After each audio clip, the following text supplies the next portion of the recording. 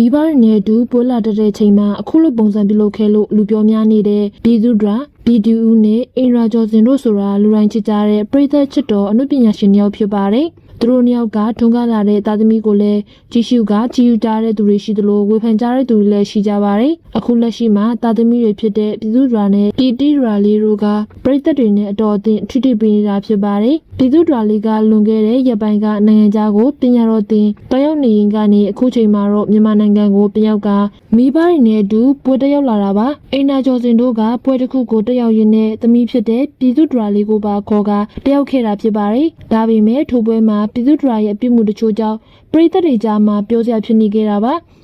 ပြည်သူ့ဒရာကနိုင်ငံတော်နှုတ်ပညာရှင်တွေရဲ့တည်တာဖြစ်ပေမဲ့သူတို့သွေးမပါဘူးလို့ဆိုရမှာဖြစ်ပါတယ်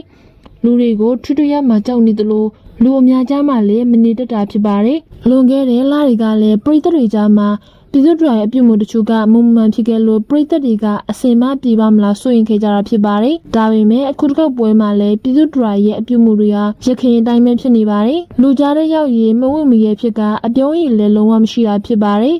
ပြည်သူဦးတို့ဟာအနုပညာလောကထဲဝင်ရောက်စီခြင်းတဲ့သဘောနဲ့ပွတ်တက်ခေါ်ကပရိသတ်တွေနဲ့ထိတွေ့ပေးနေပေမဲ့ပြည်သူ့ဒရာလီကတော့လူအများနဲ့ထိတွေ့ရတာကိုရှစ်ကြောက်တဲ့စိတ်ဖြစ်နေကြတာဖြစ်ပါတယ်ပြည်သူဦးဟာမကြောက်ဖို့လက်ကင်က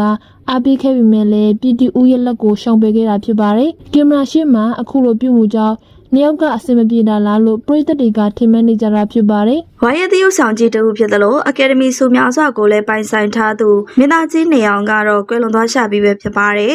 မြန်မာရုပ်ရှင်လောကမှာခံရတဲ့ရုပ်ရည်ပြည်ပြင်းလာတဲ့သရုပ်ဆောင်ချက်တွေနဲ့ပရိသတ်တွေရဲ့ရင်းနှဲကိုဒီကနေ့ဒီချိန်ဒီနေရာယူထားသူကတော့အကယ်ဒမီနေအောင်ပဲဖြစ်ပါတယ်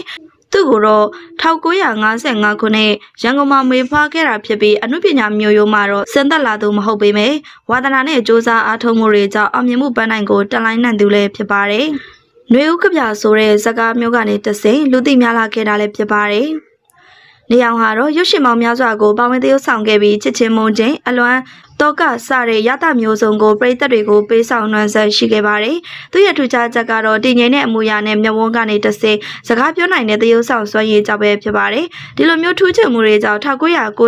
ခုနှစ်မှာအလင်းဖြော်သောညအီမန်စကားနဲ့အကောင်းဆုံးမျိုးသားဆက်ဆောင်စုကိုအကယ်ဒမီဆုထိုက်တဲ့တန်နဲ့ရောက်ရှိခဲ့တာလည်းဖြစ်ပါတယ်။အနုပညာတန်တစ်လျှောက်လုံးမှာမင်းသားအစ်စ်ကနေဖခင်နေရလူကြီးပိုင်းနေရာအထိကိုကြာရစရုပ်တိုင်းကိုအကောင်းဆုံးပုံဖော်ပြခဲ့တယ်လို့ဒရိုက်တာ2အနေနဲ့လည်းရုပ်ရှင်စကားတချို့ကိုလည်းရိုက်ကူးခဲ့တာလည်းဖြစ်ပါတယ်